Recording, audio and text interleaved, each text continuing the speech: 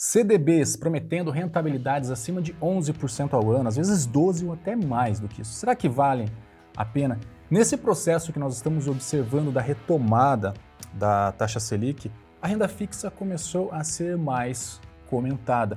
Ou também nesse processo migratório de muita gente largando a caderneta de poupança e migrando para outros títulos como o Tesouro Selic ou os famigerados CDBs, se deparam na corretora com esses títulos oferecendo 10, 11, 12, até 13,5% ao ano. Inevitavelmente não é uma taxa irrisória, sim, é bastante atrativo. E hoje, sem entrar no mérito, tá, gente? Porque senão as pessoas acabam dizendo que eu estou fazendo propaganda, então eu não vou citar nomes. Mas eu encontrei numa determinada corretora um determinado título, um determinado CDB, prometendo uma rentabilidade fixa de 13,50% ao ano para um horizonte de 10 anos. Só para você ter ideia, se você investisse R$10 mil hoje nesse CDB, daqui 10 anos, esses R$10 mil teriam se transformado em mais de R$30 mil, já descontando o imposto de renda. Então, inegavelmente, novamente, é uma taxa bastante atrativa. Mas aí entra aquelas questões. Qual é o risco de se investir num título desse? O que nós deveríamos minimamente considerar antes de investir em um CDB que está oferecendo taxas tão atrativas no mercado? Então, esse é o tema do vídeo. Quero esmiuçar para que você tenha condições de discernir por conta própria se vale ou não vale a pena para você investir num título desse. Se você gostou do tema, se esse tema lhe interessa, fica até o fim do vídeo que eu vou te explicar tintim por tintim.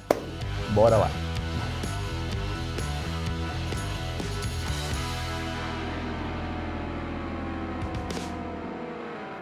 Fala investidor, fala investidora, cada vez mais rico, cada vez mais rica. Sejam muito bem-vindos, Paulo Boniati, criador do Saldo Zero. Se você ainda não for inscrito, te convido a se inscreva aqui no canal e ative o sino dos Balanganda para não perder nenhum vídeo. E eu sempre estarei pedindo, porque esse canal não existe sem a ajuda de vocês. Já deixa aqui aquele seu like e compartilha.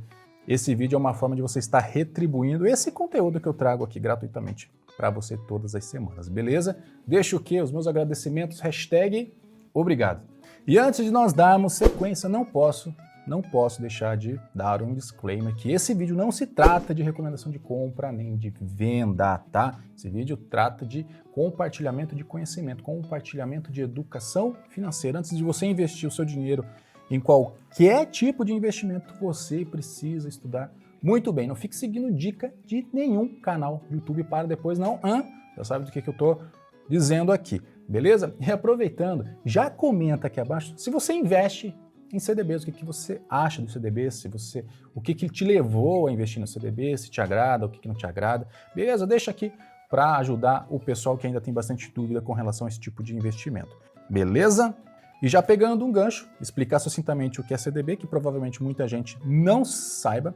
CDBs são títulos emitidos por bancos. Quando o banco precisa captar dinheiro, ele emite um CDB, ele vende isso no mercado, você como investidor compra esse título, ou seja, você transfere dinheiro para o banco, ele te dá esse título em troca de uma remuneração futura, de uma rentabilidade futura. Então você investe nesse título, lá no vencimento você recupera o seu capital investido acrescido de juros. Simples assim. Então quando você entrar numa corretora, você enxergar um CDB ofertando 11% ao ano, saiba que o seu capital será acrescido, ele crescerá 11% ao ano até o seu vencimento. Estou falando aqui dos títulos pré-fixados, que são esses que têm as taxas fixas, 10% ao ano, 11% ao ano, 12% ao ano e assim por diante, porque nós também temos os CDBs pós-fixados, que aí são amarrados ao CDI, 100% do CDI, 120% do CDI. Vamos tirar isso aqui do foco, vamos focar nos pré-fixados, que é a questão do principal aqui do vídeo, se esses títulos pagando mais de 11% ao ano, valem ou não valem a pena. Eu queria trazer aqui uma visão um pouco mais ampla para que você possa entender por que alguns bancos oferecem CDBs pagando taxas superiores a de outros bancos.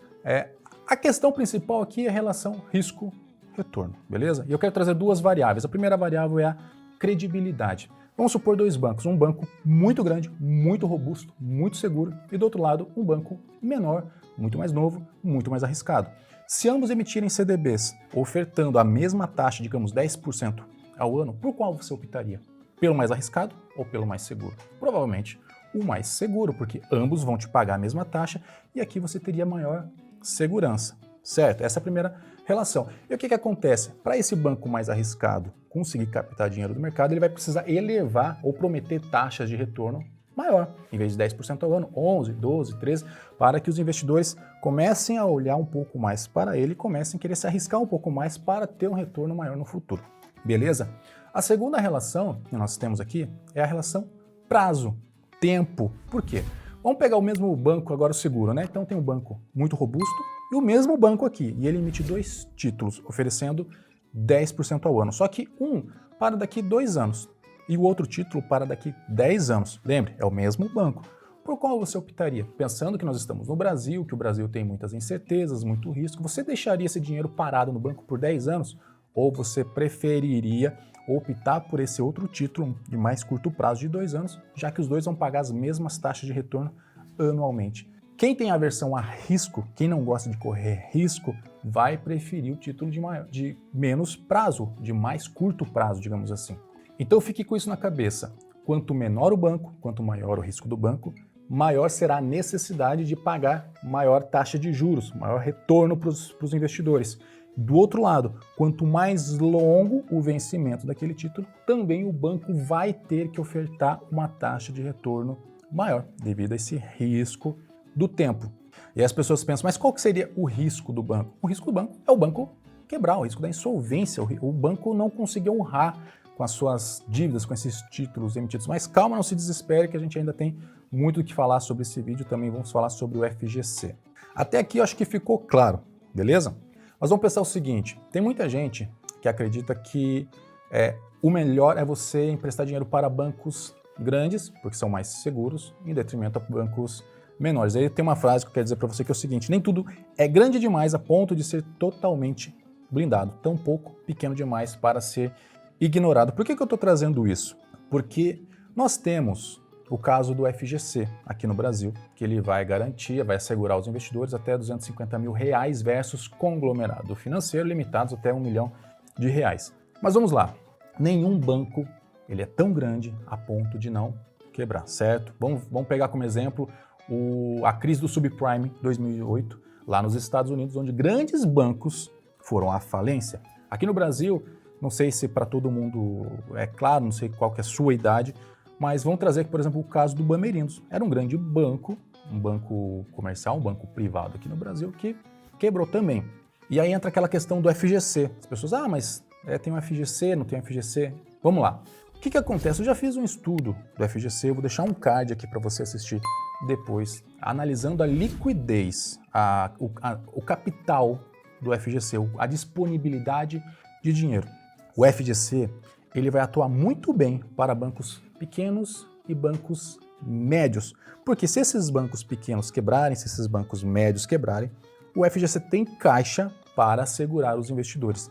Agora, do outro lado, se um grande banco quebrar, o FGC não tem capital disponível para suprir todas as suas dívidas. Não tem. Se quebrar um Itaú, se quebrar um Bradesco, não tem capital.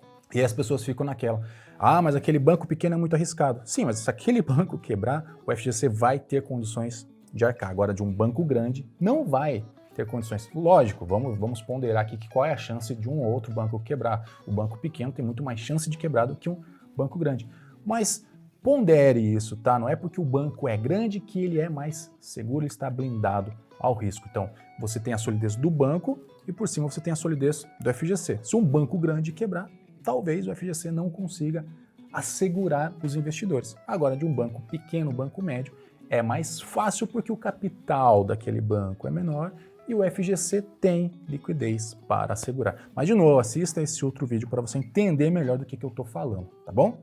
E eu não quero te desanimar, não quero que esse papo cause desconfiança com relação aos CDBs ou que isso seja motivo para você não começar a investir. Até porque os CDBs são produtos bastante sólidos, simples de você entender, possuem essa camada do FGC para te dar uma segurança ainda maior e eles sofrem uma volatilidade muito menor se comparado às ações e fundos imobiliários. Então, para quem tem aversão a risco e não consegue ver o seu patrimônio oscilar como acontece com ações e fundos imobiliários, é uma opção que está ali mais tranquila, mais serena. E eis a pergunta, devo ou não devo ter um CDB na carteira, eu quero trazer aqui algumas questões para que você possa analisar por conta própria se para você vale a pena ter CDB ou não ter. A primeira delas é a questão tempo. Por quanto tempo você espera deixar aquele seu capital investido? Porque existem CDBs que são o que nós chamamos de liquidez diária. Você pede resgate hoje, o dinheiro amanhã está na conta na sua conta lá na corretora.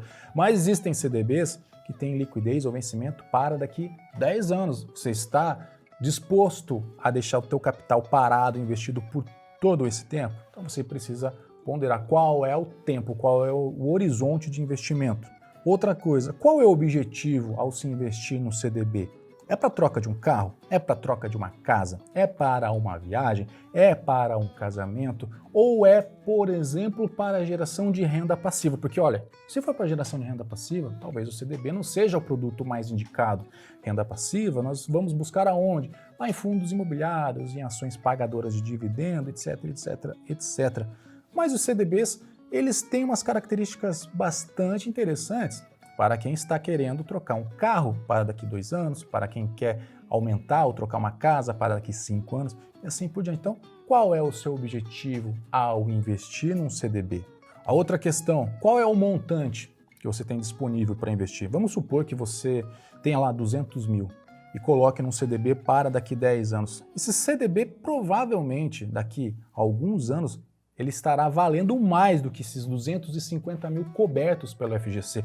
Lembre, o FGC vai cobrir CPF versus conglomerado financeiro até 250 mil reais, limitados a 1 milhão de reais se forem em outros conglomerados. Aí você coloca 200 mil reais, daqui 5 anos aquele teu título já está valendo 260, 270, 280, o banco vem a quebrar, o FGC vai te garantir 250 mil reais. Então, se você tem um montante muito grande, será que não é o caso de você começar a diversificar também em outras classes de ativos? Tudo isso precisa ser muito bem ponderado na hora de você investir.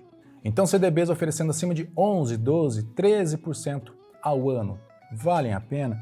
Você ponderando todos esses pontos que nós colocamos à mesa, os riscos, as limitações do FGC, esses vencimentos mais longos, se esse investimento está alinhado aos seus objetivos, é uma opção que está à mesa.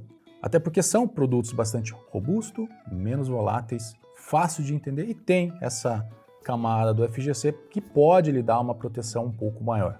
Mas até que ponto que vale a pena, aí cada um precisa ponderar de acordo com o seu cenário, até porque, como eu sempre gosto de dizer, não há o melhor e não há o pior investimento. Há aquele que se adapte melhor aos seus objetivos, à sua realidade, à sua necessidade, aos seus anseios e assim por diante. E, obviamente, CDB ofertando mais do que 11% ao ano, você não vai encontrar isso em qualquer país. Isso é um luxo, entre aspas, do nosso país, mas é óbvio que nem todo mundo tem perfil para esse tipo de produto, assim como também não em ações e fundos imobiliários. Então, cada um precisa ponderar. Beleza? Gente, não se esqueça de curtir e compartilhar esse vídeo. Espero ter agregado conhecimento. Por fim, sou Paulo Boniati. Aquele abraço, até o próximo vídeo e tchau!